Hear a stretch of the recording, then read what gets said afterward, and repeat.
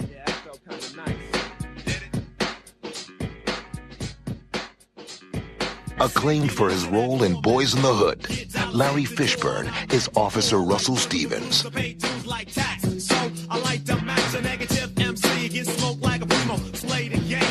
I knew you'd come. There's a thin line between catching a criminal and becoming one. Deep Cover. Directed by Bill Duke.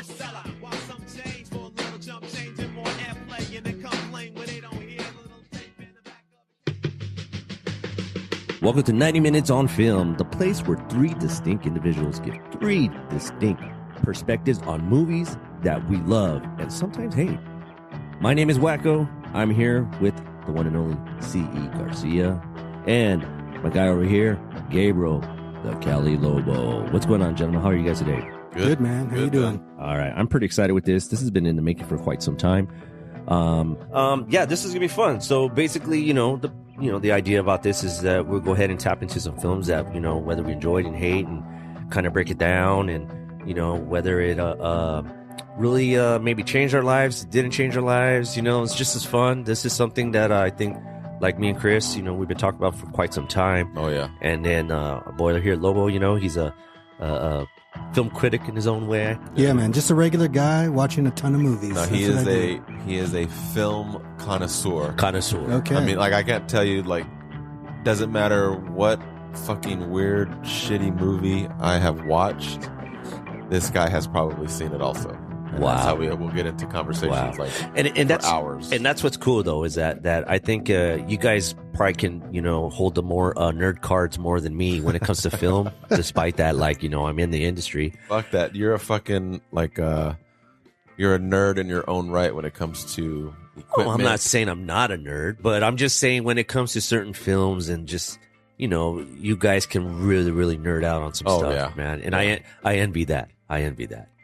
It's cool to be a nerd now, guys, everyone. It's okay. We're out. We're ruling the world. Yeah, it is crazy the amount of time, though, that it takes to actually watch all these movies. I mean, you can get consumed there pretty quickly. That's why I missed COVID, because all I did was sit right here and I watched movie after movie after movie. How many movies do you think you watched during COVID? Oh, shit. 120, 150. Or how many of those were new ones? Probably 5. Yeah, that's crazy. I mean, so we're recording right now in my living room. Yes. Which I got to say, it's awesome. I've always enjoyed coming here to visit Chris in the Boondocks. Yeah. And being able to see it set up, just to kind of throw it out there, there's a whole wall with just DVDs and this massive screen. What is it, 67? This one's a 70-inch. 70. Oh, my bad. If you look above that, there's a 120-inch screen. And he has, with a projector. Is that a laser or? That is just a straight up regular 1080p projector. And then there's some photos of just some BTS pictures from certain types of films. Yeah, most people would put their family photos above the fireplace. Hey, that is your family. And you know what's funny, though, that when you're mentioning the family, I'm very proud of you how you raised your young women to be who they are now, because you could actually sit and conversate with them about film. Oh, and music. They're educated well. Good job. Good job. I appreciate that. And that's one of the funniest things that we love to do. And my wife hates it, that we'll watch a movie and we call it hate watch. So we will hate watch. We hate watched recently over the Christmas break every Michael Bay Transformers movie. And it got harder and harder to watch, but we watched all 5 of them. Wow. And, my wife complained the entire time. She's like, I don't know why you guys are wasting so much time watching these bad movies. Because it's just fun. Well, you're not wasting your time, but then I bet you she's probably wasting her time watching bad sitcom reality films. Anything with J-Lo in it. Oh, good Lord. Oh, my God. I can't wait till we do Marry Me. I'm so excited. Yeah, that's the one thing we, J-Lo's got some good stuff, though. She did Out of Sight was good. Out of Sight was good, yeah. What's the other one? That was George Clooney, though. Yeah, but it's Steven Soderbergh directed, and it's based on an Elmore Leonard book. So one of my all-time favorite crime novelists. what's the other one that the Cell? Cell was The Cell fantastic. was great. Yeah, but she did The Cell. yeah, that was and, really- oh my god! And Oliver Stone, she was in U-Turn. U-Turn. Yes, But I think yes. okay, and everybody give a shout out to Selena. I'm not a big fan of the movie, but it's a classic. It is. I think that film, not to just trail off though, but I think that film was the one that really kind of put Selena on the map. Like, obviously she was respected in the industry, but it was a 100%. small market. But once the J-Lo came out in the butt, then it blew up Selena in a whole different way. Oh, But yeah, that's a that- whole different thing. yeah, You realize though, you're talking about Jennifer Lopez movies 20 years ago, not anything that's Correct. recent. Dude. I Well- know. It's like anytime they announce, and that was what's the one that just came out with Josh Duhamel on Amazon? Shotgun Wedding. Shotgun Wedding. So, yeah. you know, I didn't see the preview. I saw the thumbnail on the advertisement on Amazon, and it says it's Die Hard at a wedding. So that's a bold statement. Oh man! But you know what though, we got to give credit to her because there's not many actresses that have been married in real life more than her. Yeah. and for somebody who's able to still be somebody who's actually able to stay relevant and man, not be that good at what she does. I mean, she's not a tremendous singer. She's an not. actress, She's but she looks great for her age. it's the branding. Yeah, of course it is. But that's just this industry. No matter what you're involved with, it's just about the branding aspect, who you are, what you are, and it's just we're whoring ourselves out. Yeah. Yeah. Some are just really good at being whores. Oh man, But I still say, are you going to watch the next J-Lo movie?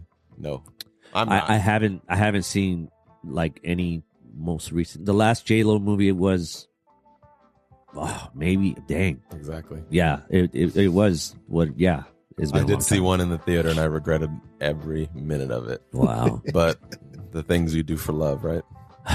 Well, and going back to your wife, I remember we went to go see The Godfather, the 50th over in the theater, and turned over. We did. Yeah, It was great. That, yes. yeah, and we turned over and she was asleep.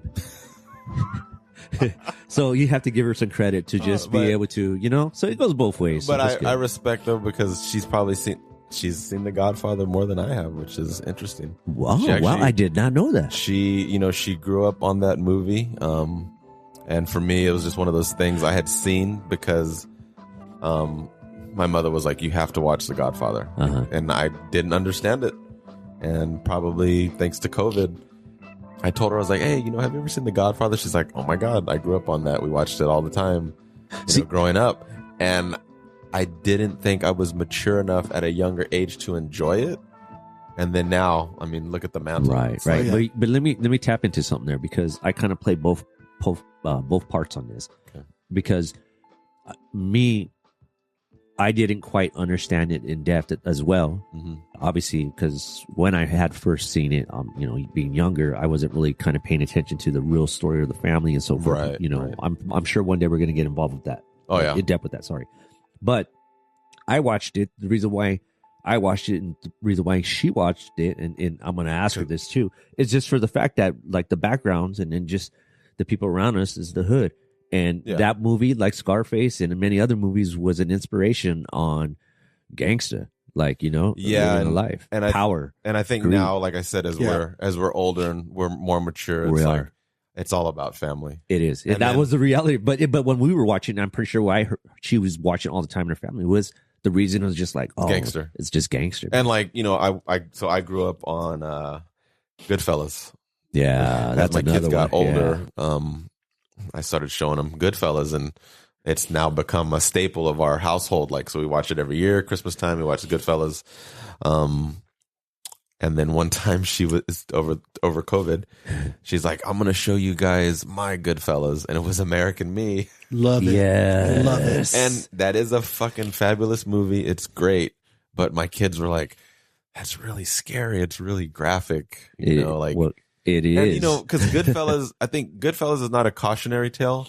No. Goodfellas is like a slice of life, and it's kind of glamorizing mob life. And of course, at the end, there's a moral, like, okay, well, it is what it is, and I'm doing my time, and here it is. While American Me is graphic. Yeah, It is nothing very- romantic about American no, Me. nothing No, romanticized not at about all. it. And at the end, he kind of gets what Yeah, is I mean, coming to 'em. and that's what happens though. The reality is when you play that game, when you walk that line, you know, like you're you play with fire. you're gonna get burned. And that's a very real movie. Like you could almost It say is. that was filmed like a documentary because I think it's because Edward James almost directed that. Yeah, he did. yes, correct. Yeah, so that's I mean, People died so Yeah. literally, yeah, and because of that film. and They were that killed. movie, Yeah. it's it's very raw. It's filmed very raw.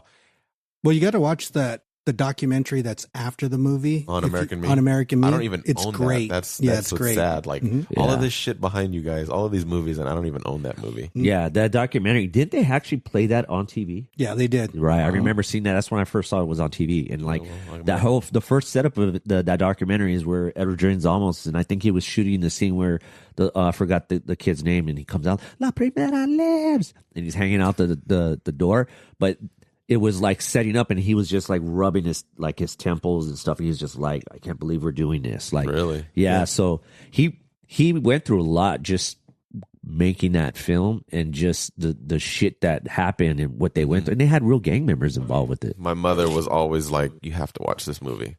Yeah. So like, most kids got out early to go to Disneyland, and like I got out early to go see Malcolm X. I got out early to go see JFK. I got out early to go see American Me, because she was like, "These are movies you have to watch because you need to be exposed to the culture."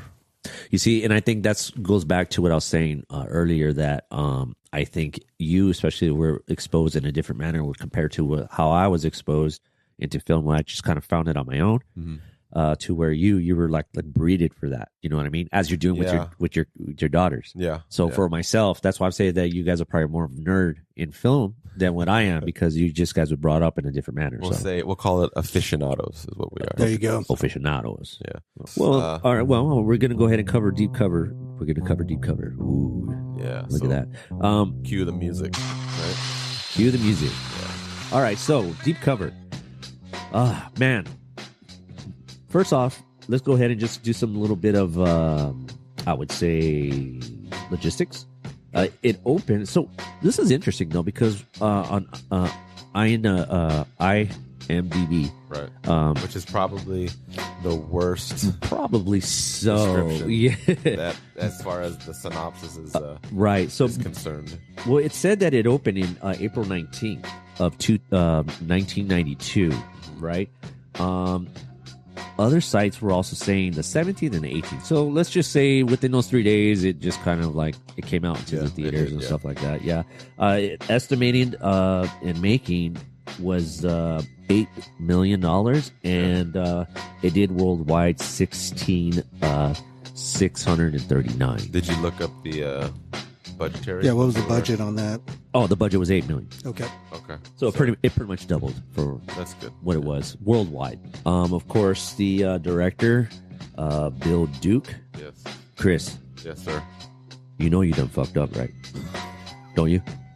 You know you done fucked up. That's got to be like he's in Menace Society, right? So Right. so Predator. yeah, Commando. So he's in Commando. Yeah, Commando. He's in Action Jackson. His name pops up as like directed by Bill Duke. I'm like, what? The guy's a director also. Bro, when I was researching, this is recent. Again, I think that it's Bill Duke, like just certain films that we've seen him. Like, Oh yeah, you did know? you look up his? And then when I was looking at it, his and director I was like, filmography? this guy goes back to television. Dude, yes. This guy is like over Knots Landing, 67. Dallas, Bro, I did not Crime know Story. that. He knew how to shoot fast. Yes. I watched an interview with him, and he said, when you're filming for TV, you got 7 days Right. to shoot like the one episode, and that's it. Right. And it's funny to tap into that. I did a DP and helped produce that horror film with Mike and Pat. Yeah. And Mike had told me that once we finished shooting, we rented out a facility which was like this whole like spaceship. I remember. Yeah. Right, but they took it apart. Like it's been used in a lot of movie, Aliens and stuff like that, right? But he told me when we're done, he was like, "Hey, he goes, Wackoe, good job. I was like, oh, cool. He says, no, like you'd be good for TV, because we literally shot like about maybe 20 minutes of the film, like literally in one day, in like 8 hours or something like that. Yeah, you gotta be able to make it happen. Oh, dude, we were moving so fast and everything. He says you would do good in TV because that's just how it works. Yeah, but I think your whole career you've kind of worked towards that, because you work quickly, low budget, especially I think for me myself was just like music videos was like my training camp, and then with music videos boot camp is because half the artists, they didn't know what the hell they wanted, so I had to pull it out my ass, and then we're like, all right, cool, we're gonna do this, we're gonna do that, we're gonna do that. And then most of the locations were all guerrilla locations, so it's not like you just have to act fast and let's just do it now. And then their budgets weren't even that much. Like right. It was, garbage. How many scenes can you get done in a day like that? It depends on you. Right? Yeah. It depends on, obviously the budget and just what exactly you're trying to kill. So it varies. And it depends on the person too. So yeah. Well, it was written, two guys, for story and screenplay. It was, Michael Tolkien. Yeah. And then also screenplay Henry Bean. So the one and only Lawrence Fishburne. No. Larry Fishburne. Oh. Right. Well, and I think I want to say that this is was he credited as Larry or Lawrence in this movie? This was the last time he was credited as Larry. Okay. After this, as Lawrence. After this, he became Lawrence. This was kind of like Larry's introduction to me, because of these films in early 90s. And then it's just, it seems that he just always just played in these certain roles. Like this was just, would you call it like typecast in a sense? I mean, I don't know if you can really say like his career didn't take off or he was typecast. I mean, if you look around the time, he was in Boys in the Hood. He was the father. Isn't this on the heels of Boys in the Hood? Yes. So this is on the heels of Boys in the Hood. Correct. And also, of course, Boys in the Hood is post, oh gosh, what was it? He's post King of New York, and he was in a Spike Lee movie. I got a couple synopses here about the film. All right, now let me. These synopses are from different. Different sources online. So I think the worst one that we're going to be able to find is going to be IMDb. It says a uniformed cop is recruited by a drug enforcement agent to infiltrate a drug smuggling ring, looking to expand its operation. That's IMDb. I found a good one from the Brooklyn Rail. It says Russell Stevens Jr. is a police officer assigned to operate undercover as a drug dealer in order to infiltrate a deeply organized drug ring. That one's not bad. And of course, my go-to for film is going to be Criterion Collection. It says Lawrence Fishburne stars as Russell Stevens, a police officer who goes undercover as John Hull, the partner of a dangerously ambitious cocaine trafficker, Jeff Goldblum, in order to infiltrate and bring down a powerful Latin American drug ring operating in Los Angeles. Gabe. Yeah. I know you have your own synopsis. No, it's just similar to what you had. It's cop trying to take down the West Coast drug ring in L.A. Keeping in mind, like, this movie and just even a lot had to do with the era prior before, like, the late 80s and stuff when crack just took over everything. Oh, yeah. And, like, these films that came after, like, really set the tone and really told the story that wasn't being really told before, And what were the... New Jack City? No. This was like the next era of the black... blaxploitation. Thank you. Yes. I mean, as I got older and... because born in 78, we're children of the 80s. We didn't really watch blaxploitation films. As I got older and I discovered blaxploitation, I did go back and I thought, like, you know what? Deep Cover seems like it was a blaxploitation film. Yeah. It's one of my questions to you guys. Sure. Is it blaxploitation or is it black genre film? So I think you could call it a black genre film, but because blaxploitation basically was categorized because not a lot of money, and they kind of focused on a certain type of story for a certain type of audience. True. There's just a one target audience. This film actually had enough money. What they didn't have was time. And I know we spoke briefly about that earlier about the cinematography. Like, what the hell? They could only afford like 2 lights or whatever. It's like, Right. no, they could actually afford more. They just didn't have the time. All right. Yeah. Wow. So we got some categories here. Yes. So we're going to go ahead and get into Act 1. We'll start off with this production value here. And I guess we can kind of like either go around and just kind of get everyone's perspective on it. Yeah. Just to kind of let everybody know, we got these categories here. Some might be different on every podcast. It's not always going to be the same one. Yeah. But it's just, some things aren't going to apply to everything. Right. Exactly. But again, like, this is just something for us that we really enjoy doing and, can really dive into. So it's just like a small little guide for us. Yes. But first off and foremost, I guess I'll go ahead and, Chris, what stood out to you? What was the first thing that came to mind, like when you just thought of this movie? Well, then I'm pretty sure we're all going to have the same answer. It's because Gabe's already smiling at me. First thing that I think about when I think of this movie is Snoop Dogg and Dr. Dre. It's on my notes here, baby. And I remember, and I probably the reason why I went to watch this movie, fucking watching Yo MTV Raps every Saturday morning, new music, Dr. Dre, Snoop Dogg. Boom. The birth of Death Row Records is at the end of this movie. This to put in perspective for some people, maybe some of you are a little bit younger, and maybe just to remind everyone, like this was the first single for Dre as a solo artist. Post NWA. Yes, Yeah. post NWA, and this was the introduction to Snoop.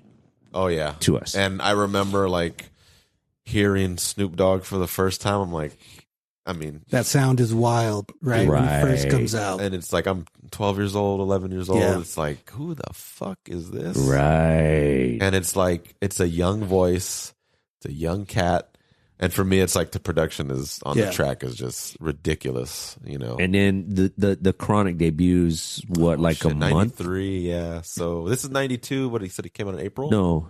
Yeah. So, which is crazy. And, it changed, like, I think the game in hip hop, like it completely changed the game in hip hop, the sound, the direction where we're going to go when it came to quote unquote rap, hip hop, gangster, it was a whole new element. Came out in December, the Chronic. See? So this is like 6 months prior. That's what I was saying. So, yeah, it came out a couple months after. And, everyone, it opened a door to brand new people smoking weed. Yeah, yeah, and I think it's the beginning of an era. Basically, it was a beginning of an era, and I think for sure it was an end of an era too. You know, because I know Chronic had problems. Especially that's the reason why he even I think jumped on this because at that time, Cop Killer with Ice. And that really made it hard and difficult for a lot of,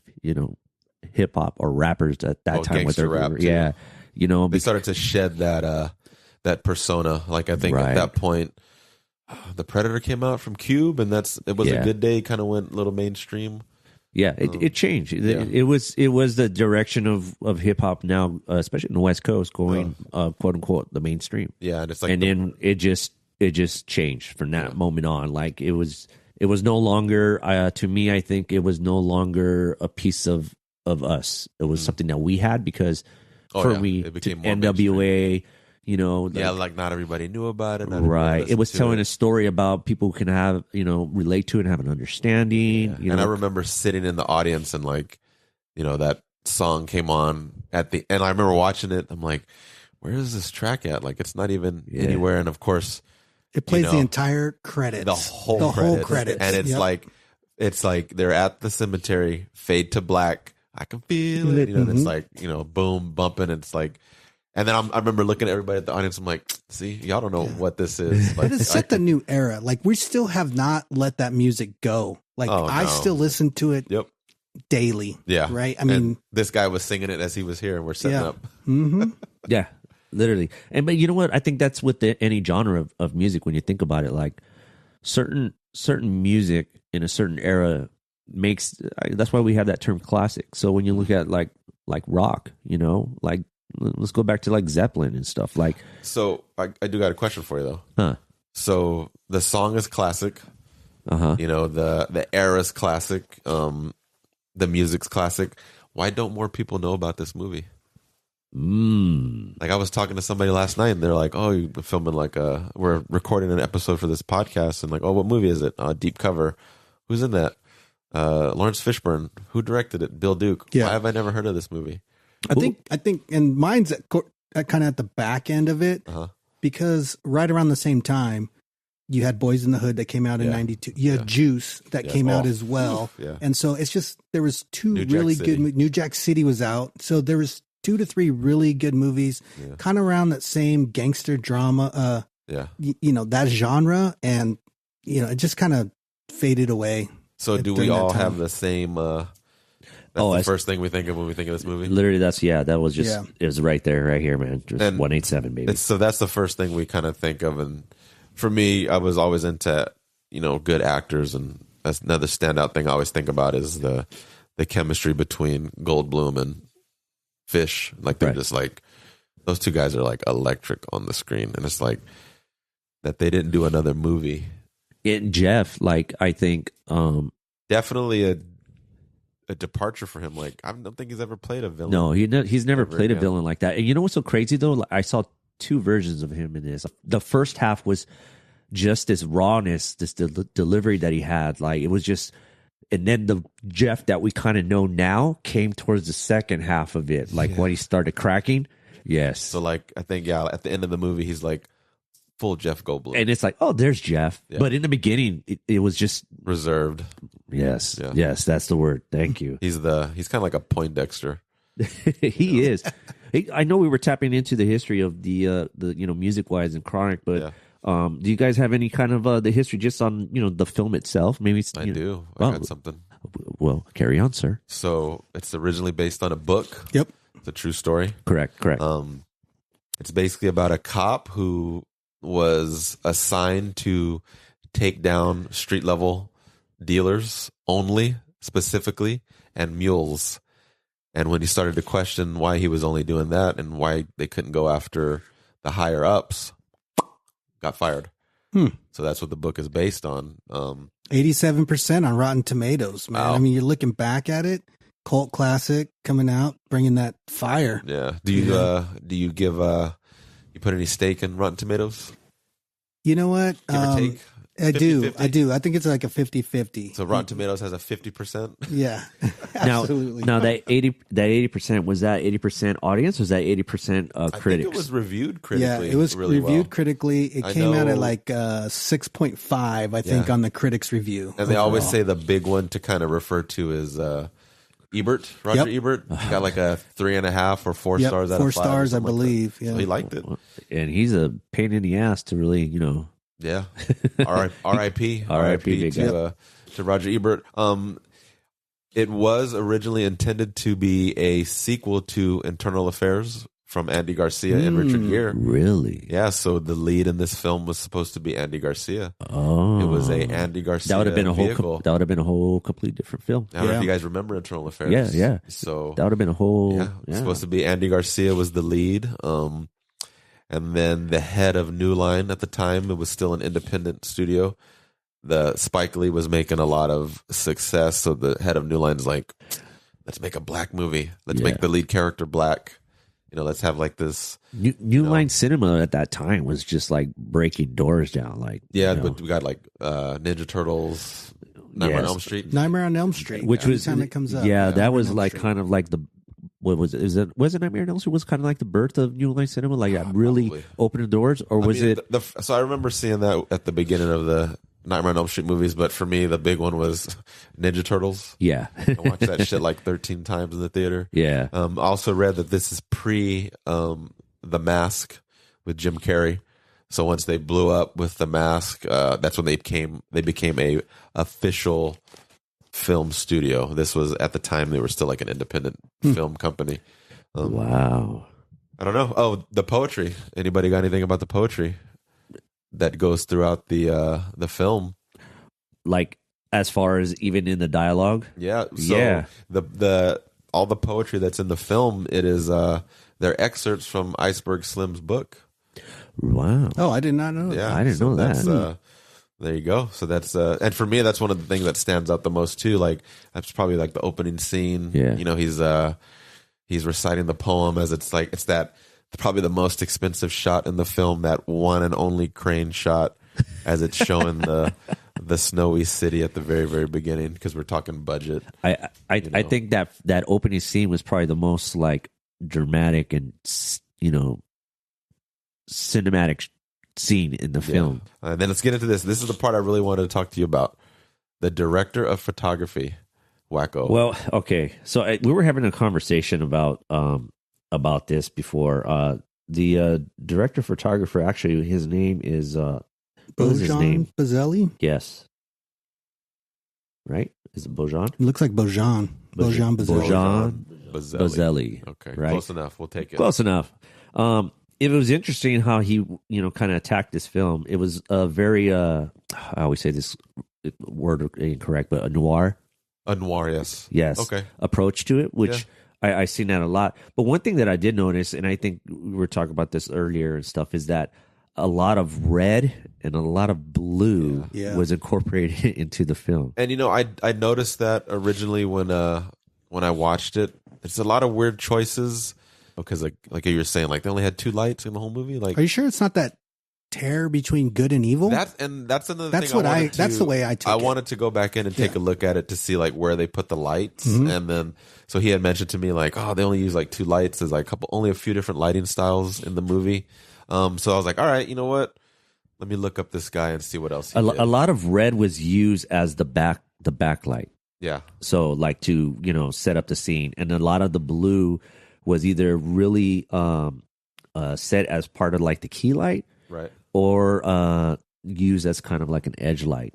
So, but even if there was no lighting setup, for instance, like when they were at the when he was Eddie, who was buying, Eddie was slanging him when he gets busted. When he gets busted, if you notice that the place is red in the background. Like the 1-8. It smells like the 1-8. Oh, it's the 1-8. Man, that guy, dude. But so just real quick though, so the DP has a lot of films under his belt. Like he has did King of New York. Lot. Yes. And like as soon as I saw that, I'm like, okay, you know what? I don't give a shit what this guy did afterwards, because that's all he had to do.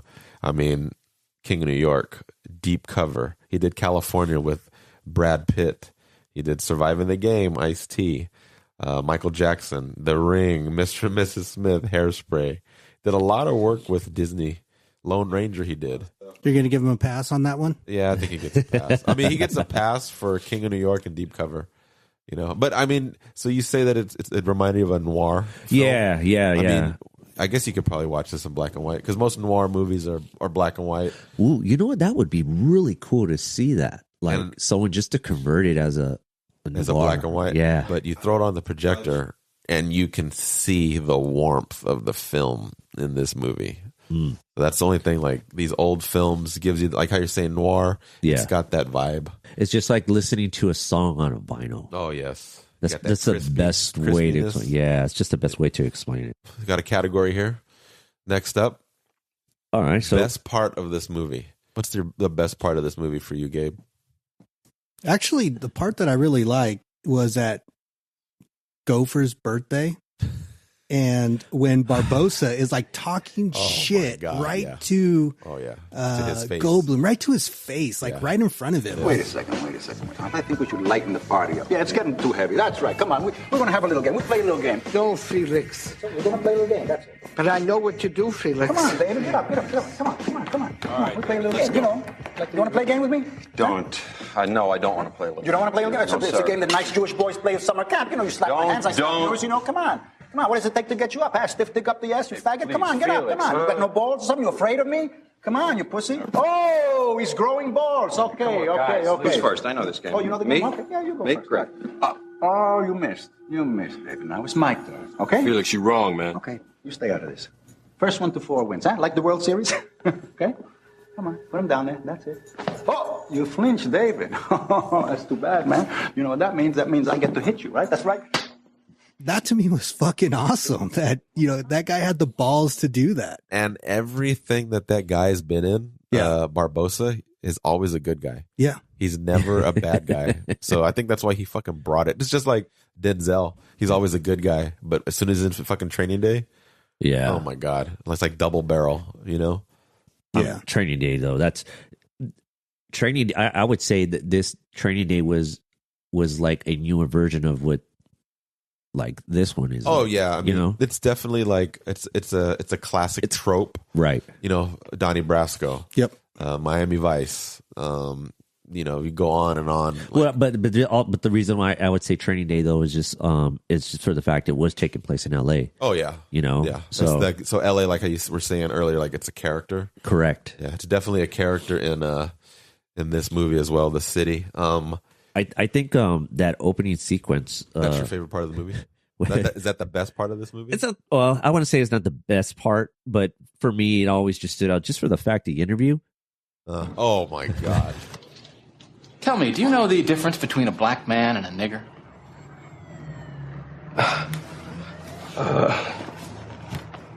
No. Most niggers don't. Next, please. Morning, have a seat.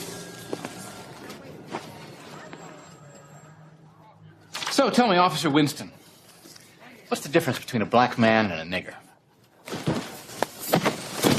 Who the fuck do you think you're talking to? Right. Thanks for coming in.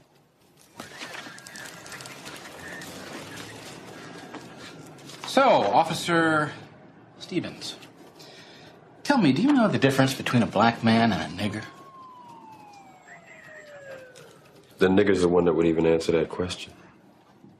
And and I think that opening scene, so basically it's Carver is the boss, and he's like, he asks every applicant for this undercover gig. Yes. Every applicant for this undercover gig, he's like, what's the difference between a black man and a N-word? Yes. Yes. And of course there's 3 different recruits, and you got 3 different responses. And of course, I guess the winning response is going to be our man, Larry Fishburne, who's, I don't know. I guess you could say he's the smartest one to react the way he is, I guess, because he reacted in a thoughtful manner. I think that this is one of those things that I don't know if you could get away with it in today's film. I guess you could, depending on the movie that you're doing. I think. Are we referring to just what he was asking? I mean, yes, because we know it's a touchy. It is now. Well, now because like everybody. I hate. So okay, let's say I'll say it this way: you probably could get away with doing that now, like in film. I would think so. I think it would depend on the subject matter. I would say that line itself. You could probably get away with it now. Like it wouldn't like get to like backlash out of it. Like you know, because I mean, you know, everybody complains like Tarantino gets away with it like all the time. Oh, but you know, but he has. Well, yeah, that's. I guess true. It just depends on the subject matter. It depends on the subject, and I think it also depends on too, like really who's behind that line or who's receiving that line and how they react to that line. You don't think the question is just trying to get a reaction and going with the person that doesn't give the reaction? That's a person that can keep their cool under pressure. Yeah, I guess. Yeah, right. absolutely. I mean, as a kid, I remember watching. I'm like, God damn, like what the fuck? Right, just like wow. Yeah. And of course, I mean, you know, it's a white guy in charge asking this question. But do you think the reaction would have been different if it were a black DEA? You know, I do think that it would be different, and I would like to get into that later on because I have something to add to that. I mean, my favorite scene is all right. So for me, the favorite scene is the interrogation scene.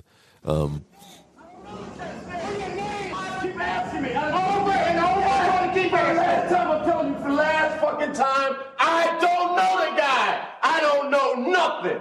Bobby, give me a minute. Are you Christian? No, are you a Christian? A Christian? Oh, shit. Yeah, man. In God we trust, right? Well, I'm a Christian. When a Christian does something wrong, he or she has to make amends. At the arrest tonight, I was wrong in hitting you. Yeah, you was wrong. I apologize. Now, you have a right to file a complaint. It's all right. No, I'd file it if I were you. No, it's all right. You're a new face around here. I haven't seen you on the street before. Where are you from? From Oakland. Nah, you're not from Oakland. I know Oakland. Nah. You're from back east. Jersey, New York, D.C. Maybe. Let me ask you something. You got kids? Well, these are my African-American beautiful babies. If somebody put a gun to your baby's head, would you try and kill them if you could? Huh? Me too.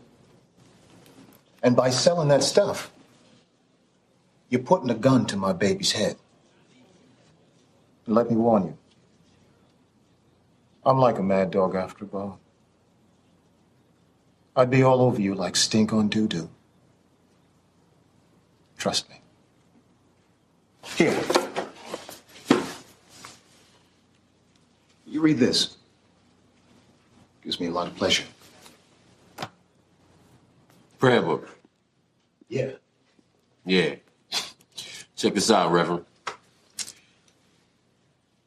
God bless you. God bless you, Reverend.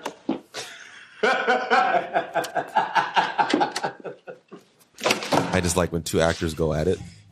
It's like, Heat, De Niro, Pacino. You get that back and forth, and I mean, those guys embody that this character. So Detective Taft and John Hull, they just embody their characters so well. And I think watching this movie, you can watch Lawrence Fishburne act as Russell Stevens acting as John Hull, which is like, right. You know what I'm saying? So like, he's an actor playing a character who's also playing a character. And for him to be able to deliver that in a back and forth with Clarence Williams III, it's like, just blows my mind. And what's funny is that we had Janelle Monáe come in there for an interview, and then we're having a conversation with her, and she was talking about the Onion, Glass Onion. Glass Onion, Yeah, sorry. And she was explaining that her role was so unique, and it was the same thing. It was, her playing her sister, like pretending to be her sister, and then pretending to be somebody else in front of everybody. It was really unique, and that's just the same thing. It's like, I don't understand. I could never be an actor. Like, yeah, to do that, to be able to, it's like a chameleon. Yeah, props to Larry. Yeah, props to Larry on that one. Taft, good old Reverend. Do you think he plays the same kind of character like in every single film that he's in? I don't know if you guys ever seen 52 Pickup. I have not seen 52 Pickup. Oh my God. So you watch 52 Pickup and he is a fucking monster. He's scary. Really? And to watch him be in that and then to watch him be in this, and I want to say he's like in Boys Tales from the Hood or something like that. He's just a great actor, and he was in the Mod Squad. Original Mod Squad. Mod Squad back in the day. Fro. Yeah, man. Fro. I mean, he just brings it, dude. Like, I just love the way he delivers, like, everything he's ever done, that I've ever seen him in anyway. So, the birthday scene. We're doing that now? Yes, we're doing it now. Like, like, what the hell were they thinking? This is just me, though. I hated Gopher. Yeah, me too. I don't know what. Did you really? I don't know what movie he was in. He definitely wasn't in this movie. Like, Chris, I want to hear your perspective on this, because you were saying like, "Oh, I loved him." I mean, we all have that friend. You know what I'm saying? That friend that is. He's a fucking weirdo. He's a lunatic. He's crazy, but you still bring him around everywhere. He's the tag along kind of. He was an annoying tag along, bro. But it's like I looked at it and I was like, what was he doing though? Like that's the whole thing. Like, he had no real and role I in think the movie. he's just that guy. Like him and Felix were probably homies. you know, and he's like, we're gonna just chill. Like I'm gonna be this hardcore, you know, drug kingpin, and you're just gonna be my dude. You're just gonna hang around. You know, you're not gonna do anything. I mean, I don't know, man. So I thought he was like I thought he should have been in like Miami Vice or something like that. Like, yeah, it makes sense. You know, it's just the character that he was, you know, bringing to the table there. Just to me, just like, you know, Lobo says here, like to me, he made no sense in the film. Like I just thought we didn't really need him when you think about it. You don't. So I guess we can probably hit that when we get to one of the later categories. He could have been cut out. I just think it's kind of cool to bring that levity to the movie. You know, he's kind of weird. He's quirky. Yeah. But if you're like, hey, we gotta cut somebody, Chris, we're gonna cut Gopher, we're gonna cut Eddie. Oh, and fucking Eddie's stand. You know, Eddie's not going anywhere. Eddie's not going anywhere. So I would say, yeah, if we want to tap into that, like, so we're going into the what were you thinking? That's the Gopher. That's the Gopher. So this is our category: is what were you thinking? So we're gonna ask the director, anybody, any question we want. So your question is asking Bill Duke, what were you thinking? Yeah, what were you thinking? Gopher. Yeah, why the hell was he in there? What were you thinking? Oh shit! What about you? Mine was a little bit different. Okay. It comes from the costume designer. Okay. What were they thinking with the Asian robes during the sex scene? Like, you take your clothes off and then you're going to put robes on to have sex? I was going to bring That's that fucking up. crazy. I've What never was the had point that of that before. whole thing? John and Betty? Yes. What was the point of that? She takes her clothes off. You see her little boobies and stuff. Not little, sorry. She takes her clothes off and we see her tetas. Dude. And then all of a sudden they're in the sex scene and she has a robe on. I'm like, so is this a kinky thing? Like, what was the point And of he that? had a robe on too.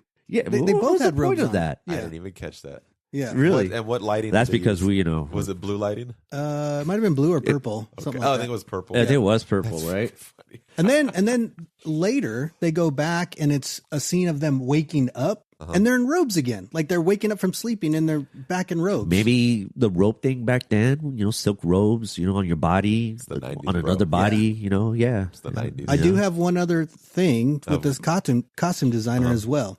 So going back to the original pool scene, like when they come in and Barbosa, you know, beats Eddie up or whatever it is with the pool stick. You look at Larry's jacket, his track jacket. They brought it right out of the fucking bag. Like they can't iron it down a little bit.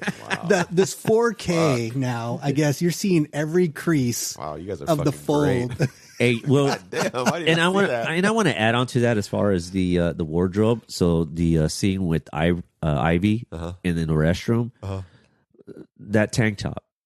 Yeah. Wow. And then to make it even worse, hold on, to make it worse, the way Hole walks in, like, but he's I thought he was scared, gonna. bro. The way tank he's top? the way he Larry Fishburne's tank top? yes, yeah, that the way motherfucker's like all it the way is down his way belly down. button. Yeah, you know, and then the way he strolls in, like, are you gonna kill him or are you gonna like rape him? Because just the way he walked in and just how he was flowing. He's in. got this little flamboyant stroll like Larry Fishburne. You know, he's an actor. But yeah, I feel you on that tank top. I looked at it, I'm like, God damn, I would never wear that shit, even if I got a fucking six pack. Yeah, and this other thing, I don't know if this pertains to this category here, but for me, just these zooms, these quick little zooms going the in, weird cuts. I really hated those jump cuts. I mean, if it would work and on certain certain parts, but it was like on this montage, the street montage thing it's here, just like a jump cut in, jump cut on every single thing, dude. Bro, maybe it was a sign of the times. I don't know. Yeah, I guess so. I mean, I don't really have anything to add to that. I did see in the that AFI interview, Bill Duke and Larry Fishburne put a lot of hate on Carlito's Way because they said it was a ripoff of Deep Cover. I was going to tap into that too. Where and I wanted to know. I don't really see it. Do you guys see that? I think what it was. Is not so much the cop aspect of it. Was the story where somebody was being pulled into something. Okay, I gotcha. And I guess that makes sense. You know, and then getting caught up into it when you don't really want to walk that line. Trying to get out. Right. So I could see the similarities in that, but what makes it different, obviously, is this is an undercover cop and losing his way. Yeah. You know, and with Carlito was somebody who was in that and came back out, and then he's trying to redeem himself. And then the other thing is too, the lawyer aspect.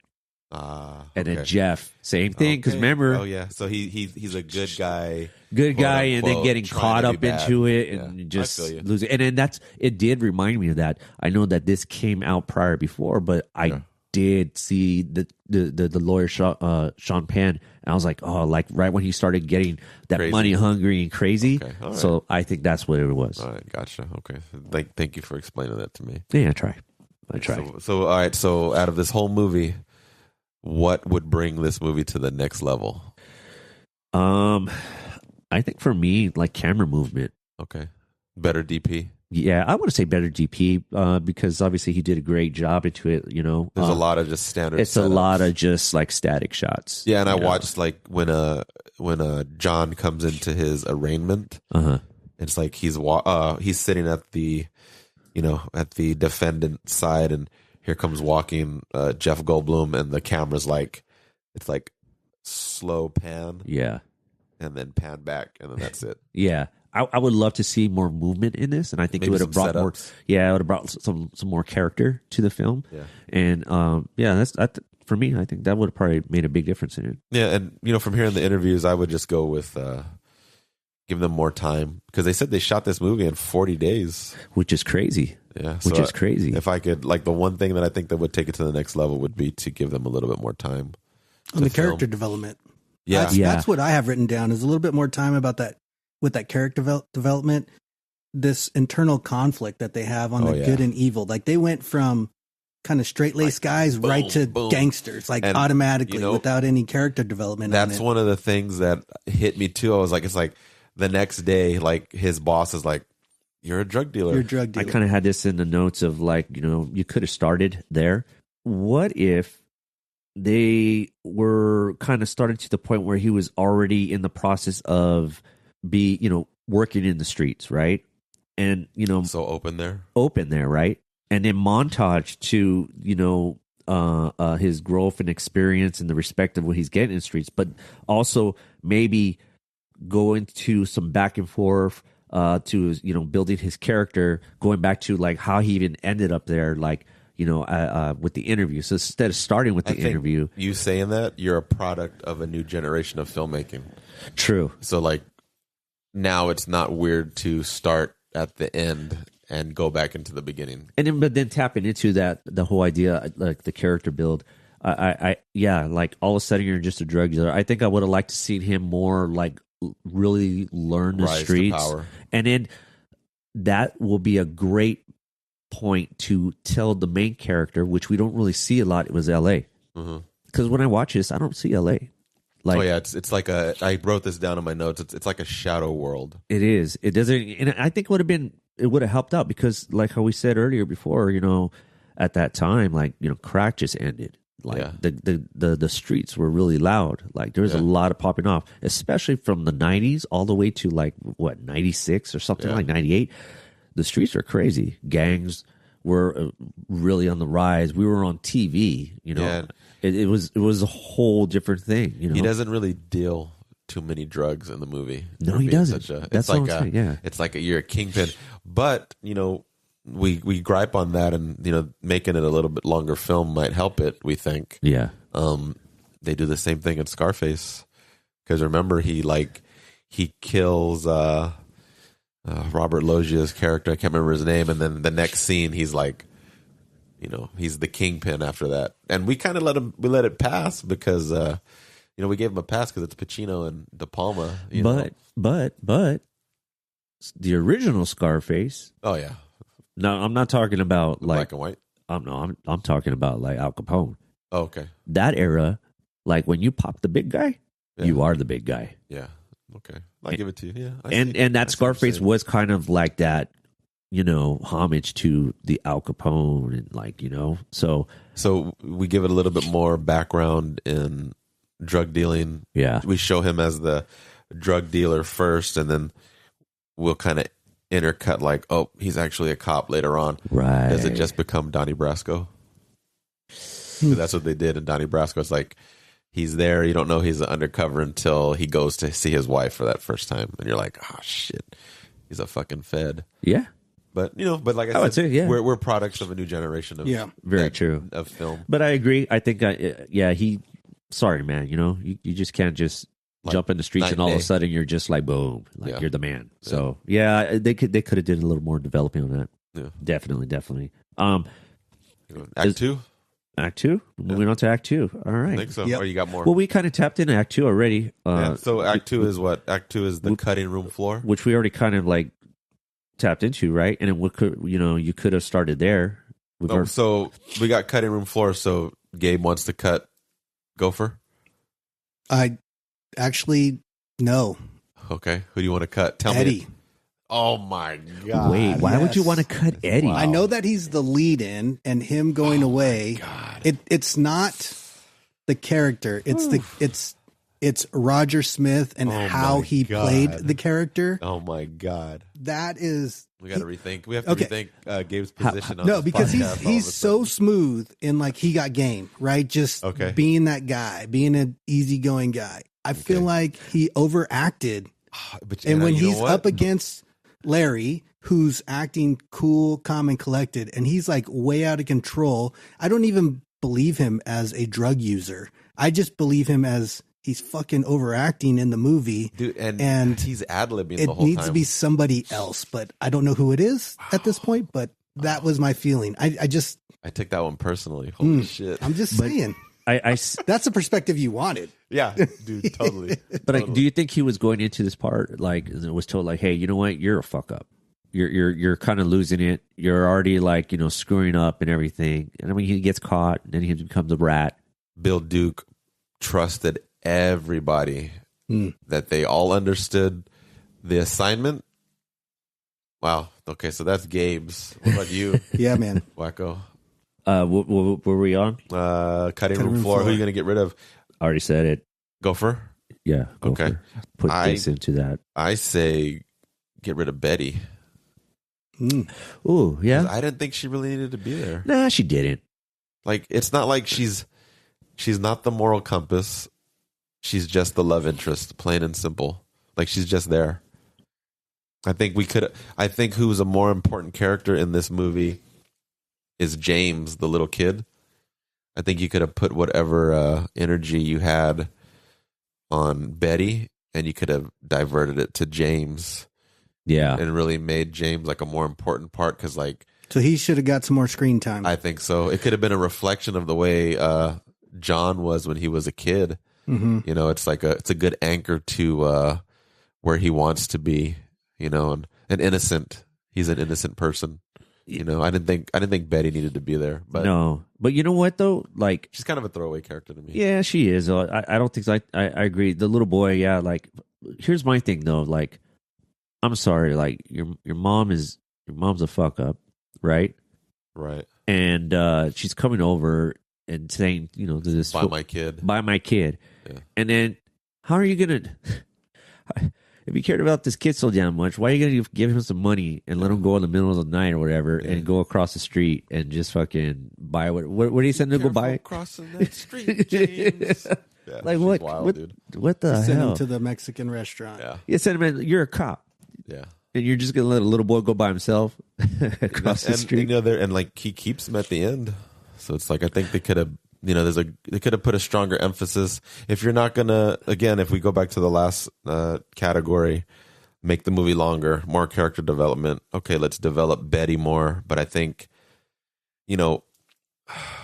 John and David are almost the same character going through the same thing at the same time.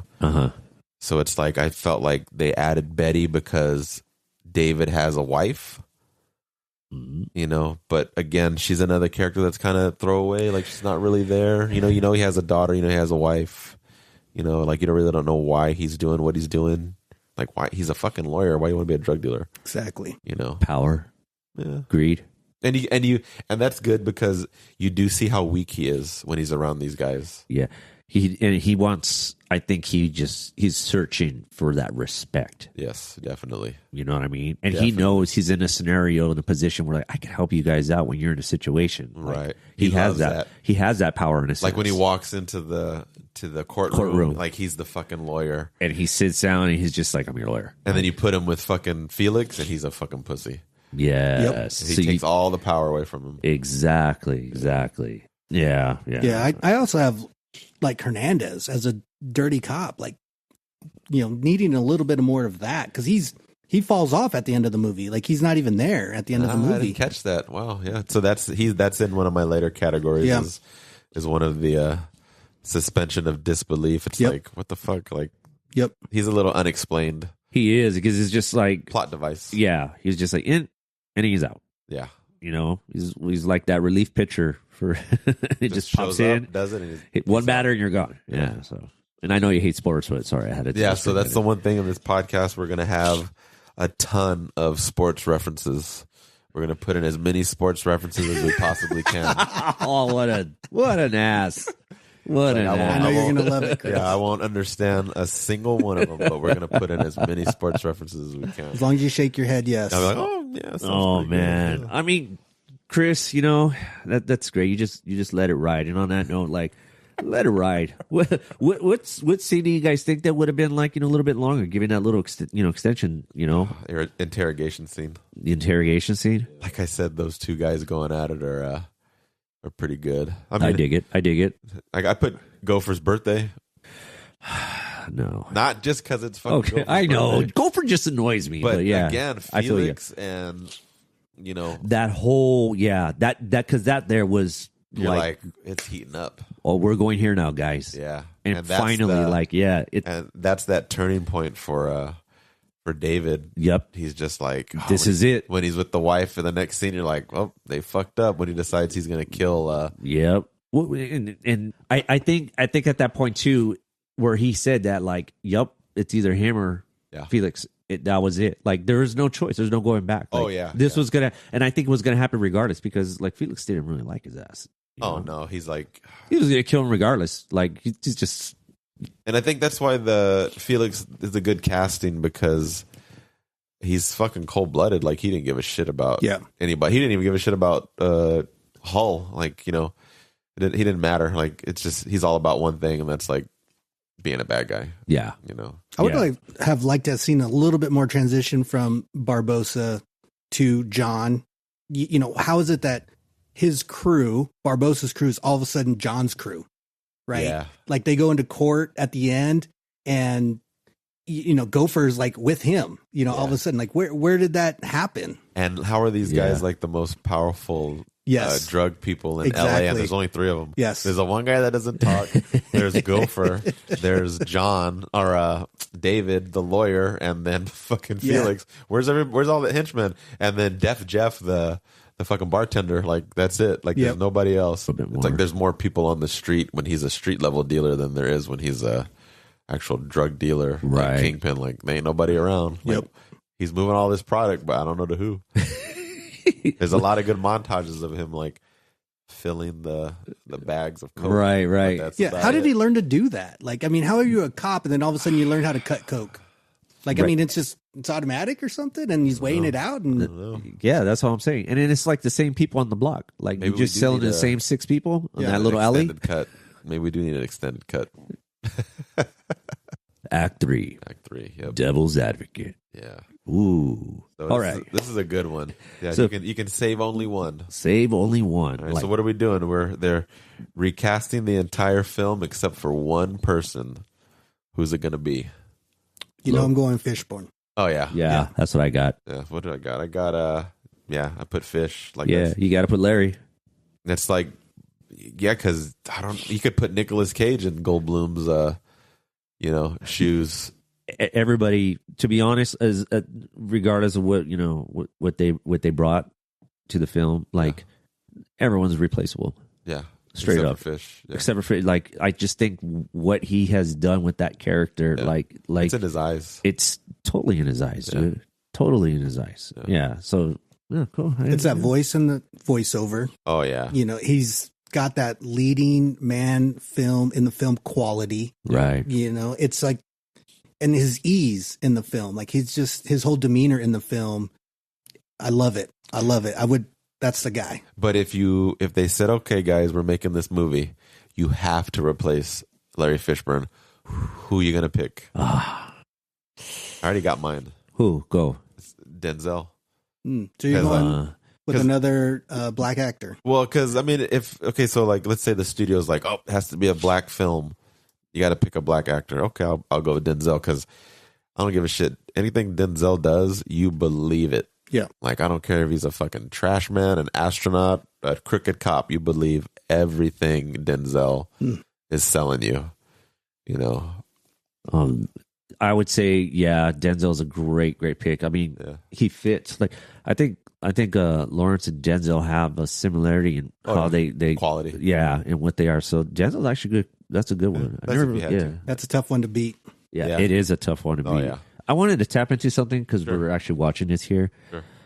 That shot annoyed the crap out of me when they were in the lawyer's office and they're having a conversation and it's just a pan of all these damn books. Like, yeah, I get it. He's a lawyer. And then even the audio, like how it's supposed to be behind a wall. It's not muffled or anything. It's not like that was such a waste right there. So do you think, knowing from your background, do you think like he arrived and they're like, okay, how do we make this creative? Do you think that's what happened? Probably. Okay. I think so. Like, but then again, you said this was done like in 40 days? 40 days. Yeah. I don't know what the prep was. I'm assuming that's 40 days of shooting. That's something to look into though, for sure.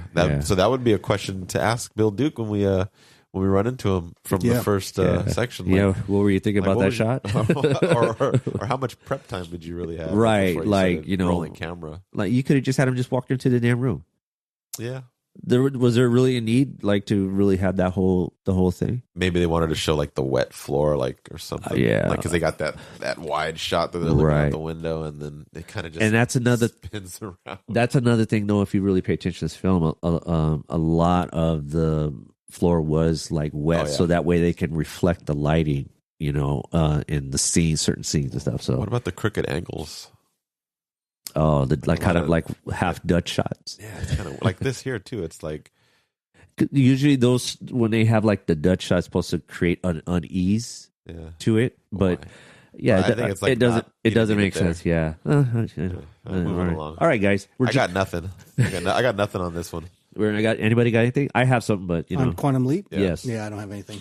I think what I have put here. So to let everybody know, Quantum Leap. So category is you're beaming into one person. Who is it, and what are you doing differently to change its outcome? You got something? Yeah. Let's see. I had put down here. Okay, so if I were to jump in there and I would do something different, I want to be whole. Okay. I would take out David. Since Felix already knows that, you know, he really is no value, and then convince Felix to partner with me in the synthetic concept that I would stole from David when I killed him, and then I'll kill Felix. You know, that is a good idea because like he's even telling his boss Carver, he's like, "Don't we want to go after Felix? Like, why did he sit there and become right?" And then that's where David fucked up because David already showed his card to Hall. And you should never do that. Yeah. He should have kept that to himself. Yeah. And that's where he fucked up.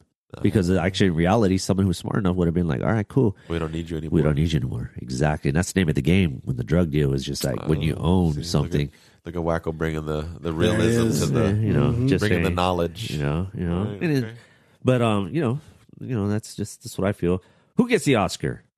I think we're pretty unanimous right now. Larry? Yeah, it's going to Fish. I mean, Goldblum, it's definitely. I would love to see an Oscar where it's like Larry Fishburne and, you know, Jeff Goldblum are going head to head for winning it for this movie. But yeah, I think it goes to definitely goes to Larry Fishburne. I mean, it's a no-brainer. Suspension of belief. Disbelief. Sorry. So this is the experimental drug. Like, what the fuck? Like, you know, like that's more of like a plot device. It's just there. Yeah, story on It's stuff. just to like force John and David closer together. Correct. Okay, suspension of disbelief. Hernandez being Taft's partner. Like, Taft seems like he's pretty on it.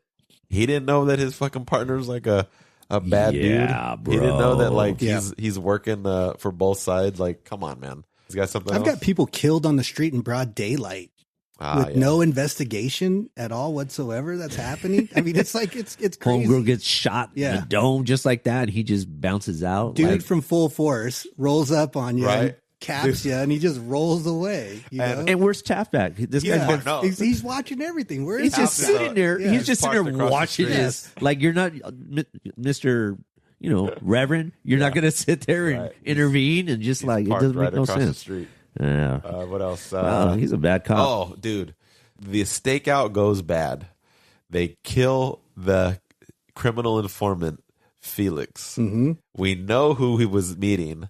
We don't know where John Hull and Betty are staying. Like, they're just gonna let him go. We don't know that was a fucking lawyer at the stakeout. So we're not gonna go to David's house and arrest him and take his wife and kids, into custody. Like, that was another one. I'm like, come on, cops in LA. Like, Yeah. it's just like not investigating a murder. Like, they just let all these guys run free. I mean, I guess from this whole film, I mean, the DEA is not even that smart either. It's like, hey, you're a drug dealer now. Yeah. Well, it's a one man show at the DEA, California section of the DEA. It's a one man show. Yeah, exactly. Yeah. So, well, that being said, like, where do we go from here? Oh shit. Yeah. Where do we go from here? Okay, they're making a sequel. Hypothetically, what would it be about? Who would be in it? Who writes it? Who directs it? Who's got something? You got to get John Singleton to write it and direct it on the second side of it. I don't know. Story plot. I've got Larry, drug pin leader, but torn from his old life and not wanting to do that anymore. The adopted son wanting to take it to the next level. That's what I kind of see, kind of good. coming up. Yeah. I'm kind of along the same lines as that, because it's just like, Well, we're doing a real time sequel. So like just straight 30 years later. 30 years later, because I want to know what happens to that little boy. Yeah, because the kid's Me too. 6, 7 years old. Right. So he's like 38 now. And I'm thinking he just went full force. Obviously, he's now just going to be the kingpin. John did. Yeah. Okay. So Hull's just like he ain't gonna be a cop. That bubble was popped. Yeah. It's just like, shit. You guys are just as worse than anything else. Yeah. So I'd rather go here and just get rich, die trying. Yeah. Right. Yeah. What I got is John is in prison after this movie. James ends up becoming a cop, and in order to get his dad out of prison, he says, "I will go undercover and take all these guys down if you guys let my dad out." Nice. That's what I got. Real time. I don't know. I like that one. That one's good. I didn't pick a writer director, but I was like, you kind of want to see what happened to this kid. And not to tap into one of our categories of could anyone have done it better? Oof, if we could just jump into that, because he brought up something, and I actually picked John Singleton to do for that. That I think he would have made the streets a character in the film. Yeah. I feel it was missing that. The city is the heartbeat of the game when you think about it, Yeah. So, and I think he would have helped establish the characters more too. Look what he did with like Boys in the Hood. Yep. Oh yeah. Well, I think he brings that element of, when he writes, he pulls at your heartstrings, even for the bad guy. Like, you feel for Doughboy in Boys in the Hood. You feel for Remy in Higher Learning. Like, it's just, they're the bad character. It's the gangster. It's the shooter. But there's something that tears you there. We'd be making James the bad guy then, pretty much. Yeah. In the sequel. Yeah. That's cool. Yeah. I mean, it's one of those things, like, if they were to do it, they'd have to do it the right way. But Bill Duke still directs, so I wonder if he'd be involved. Yeah. He still works. Yeah. No. Yeah. He still works, or maybe he could be the cop. Bill Duke. All right. Next category. So then we're the Tyler Durden on this right here. If one character in the film was imaginary, like, who would it be? I put David. Oh, I thought David would be interesting if he's not really there. Uh-huh. They made David the fictional character because they're so like mirror images of each other. But I think you would have to have gone in and had David would have to have been the bad guy already. Like he's already a piece of shit. He's already, he's like already evil, like super evil. Like to kind of show John where he's going. Like it's a warning. Like you don't want to get there. Yeah. But that's what I got. I like that. How about you, Lobo? Anybody? Yeah. Anything? No, that's good. I actually like that. Yeah. I was thinking, what if the DEA Carver wasn't even like real? That's pretty good too. You know what I mean? And all that was just part of his even he was creating. That was just that motivation to just be like, to go that route. That's pretty good. Yeah. So that's what I had put right there. Could anyone have done it better?